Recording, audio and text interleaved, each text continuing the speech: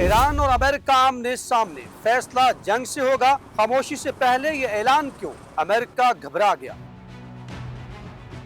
ناظرین، آج امریکہ کی جانب سے جاری کیے گئی ایڈوائزری محض ایک سفری انتباہ نہیں بلکہ آنے والی ایک انتہائی خطرناک اور فیصلہ کن جنگ کا واضح اشارہ ہے۔ امریکہ نے کھلے الفاظ میں اپنے شہریوں کو حکم دیا ہے کہ وہ فوری طور پر ایران چھوڑ دیں، ابھی اسی لمحے، کیونکہ سڑکیں بند ہوں گی، پبلک ٹرانسپورٹ مفلوج ہو جائے گی، انٹرنیٹ اور فون سروسز معطل کر دی جائیں گی، پروازیں منسوخ ہوں گی اور حالات اس حد تک بگڑ سکتے ہیں کہ لوگوں کو کھانا، پانی اور دوائیاں مکمل تیاری کے ساتھ نکلنے کا کہا گیا ہے۔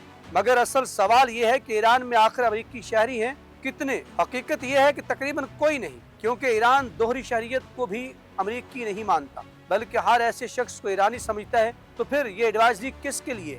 اس کا جواب بہت سادہ اور بہت خوفناک ہے۔ یہ پیغام عام لوگوں کے لیے نہیں بلکہ ایران کے اندر موجود امریکی اور اسرائیلی خفیہ ایجنٹس کے لیے ہے۔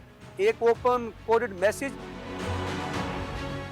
جو اس لیے کھلے عام دیا گیا تاکہ ہر ایجنٹ تک کسی نہ کسی خفیہ ذریعے سے پہنچ جائے، کیونکہ ایران میں انٹرنیٹ بند ہے اور عام آدمی یہ پیغام پڑھ ہی نہیں سکتا، مگر ایجنٹس کے پاس سیٹلائٹ اور خفیہ نیٹ ورکس موجود ہیں۔ امریکہ کو خوف ہے کہ اگر جنگ چھڑ گئی اور ایجنٹس پکڑے گئے تو ایران انہیں زندہ نہیں چھوڑے گا، اس لیے یہ پیغام دراصل ایران چھوڑنے کا نہیں بلکہ مشن فیز میں داخل ہونے کا اشارہ ہے۔ ادھر عمان میں مذاکرات کا ڈرامہ جاری ہے، مگر اب بات نیوکلیئر پروگرام سے آگے نکل چکی ہے۔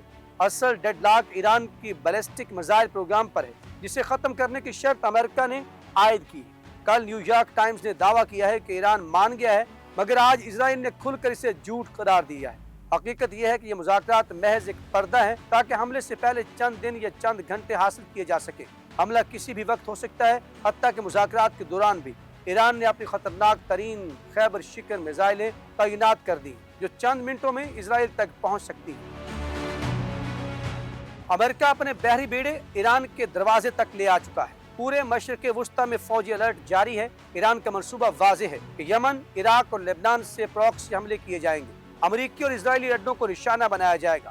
بحیرہ احمر میں جہازوں پر حملے ہوں گے، آب نے ہرمز بند کر کے دنیا کے تیل سپلائی روک دی جائے گی اور سائبر وار کے ذریعے امریکہ کی بجلی، پانی اور مواصلاتی نظام کو مفلوج کیا جائے گا تاکہ جنگ براہ راست امریکہ کے اندر محسوس کی جائے۔ اسی دوران دنیا پہلے ہی معاشی تباہی کے دہانے پر کھڑی ہے۔ بٹ کوئن کریش کر چکا ہے، کرنسیاں کمزور ہیں، ڈالر دباؤ میں ہے، سونا اور چاندی غیر یقینی صورتحال کا شکار ہے، پراپرٹی مارکیٹ سست پڑ چکی ہے اور مشرق وسطی میں سیاحت اور سرمایہ کاری صرف ایک حملے کی خبر سے منجمد ہو سکتی ہے۔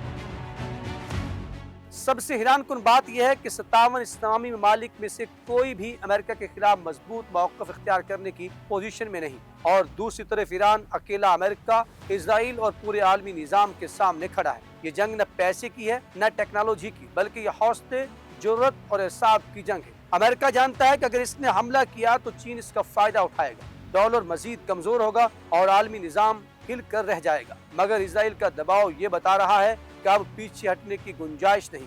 اسی لیے سب سے خطرناک امکان یہ ہے کہ یہ حملہ مذاکرات کے دوران ہی ہو جائے گا، اور جب یہ ہوگا تو سوال یہ نہیں ہوگا کہ جنگ شروع ہوئی یا نہیں، بلکہ سوال صرف یہ رہ جائے گا کہ تباہی کتنی پڑی ہے اور دنیا اسے سہ بھی پائے گی یا نہیں۔ ناظرین، کمنٹ سیکشن آپ کے وہاں جا کے اپنے خیالات کا اظہار ضرور کیجیے گا، ہمیں رہے گا آپ کے فیڈ بیک کا انتظار۔